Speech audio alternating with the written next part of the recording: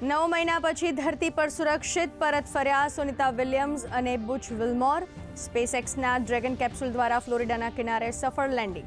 તમામ યાત્રીઓ સુરક્ષિત અને સ્વસ્થ.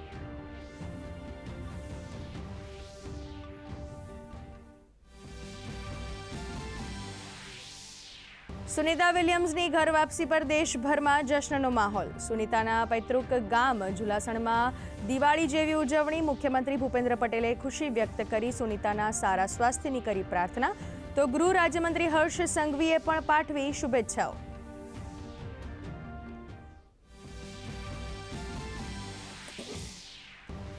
રાયસીના ડાયલોગનો આજે અંતિમ દિવસ. વિદેશ મંત્રી એસ જયશંકર, વિદેશ રાજ્યમંત્રી પવિત્રા માર્ગરેટા, G20 શેરપા અમિતાભ કાંતનું આજે સંબોધન. વિદેશ મંત્રીએ કાશ્મીર તથા સંયુક્ત રાષ્ટ્ર અંગે ભારતનું સ્પષ્ટ વલણ કર્યું રજૂ.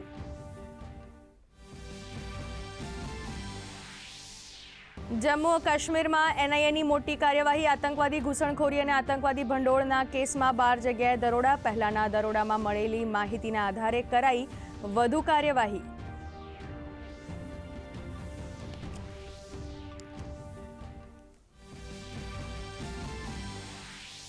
સંસદના બજેટ સત્રનો બીજો તબક્કો. લોકસભામાં જળશક્તિ મંત્રાલયના બજેટ પર થશે ચર્ચા. તો રાજ્યસભામાં સ્વાસ્થ્ય અને પરિવાર કલ્યાણ અને ગૃહ મંત્રાલયના કામકાજ પર થશે ચર્ચા.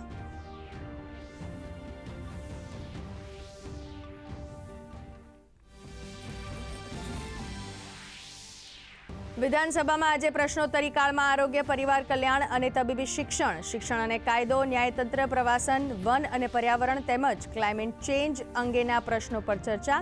ગૃહ રાજ્યમંત્રી ચર્ચામાં લેશે ભાગ. બિનસરકારી સભ્યોના કામકાજ માટેની સમિતિના 7મા અહેવાલની કરશે રજૂઆત.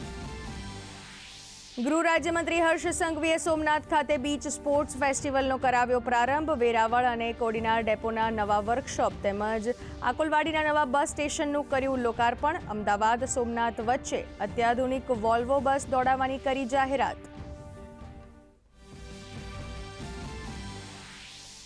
ગીર સોમનાથના ચોરવાડના દરિયા કિનારે વીર સાવરકર તરણ સ્પર્ધા 2025નું આયોજન. ભાઈઓ માટે ચોરવાડથી વેરાવળ 21 નોટિકલ માઇલ અને બહેનો માટેની સ્પર્ધા આદરીથી વેરાવળ વચ્ચે 16 નોટિકલ માઇલની સ્પર્ધા. ગુજરાતના 20 સહિત વિવિધ રાજ્યોના 37 સ્પર્ધકો આ સ્પર્ધામાં લઈ રહ્યા છે ભાગ. રશિયા યુક્રેન વચ્ચે 30 દિવસનો સંઘર્ષ વિરામ. અમેરિકાના રાષ્ટ્રપતિ ડોનાલ્ડ ટ્રમ્પ અને રશિયાના રાષ્ટ્રપતિ પુતિન વચ્ચે સહમતિ.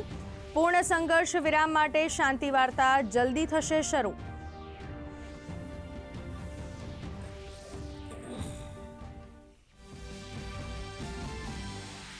ગઈકાલની તેજી બાદ આજે ભારતીય શેર બજારની ફ્લેટ શરૂઆત. બીએસસીનો સેન્સેક્સ 106 પોઈન્ટ વધીને 75,308, તો નિફ્ટી 22,900 પર નજીક કરી રહ્યા છે કારોબાર.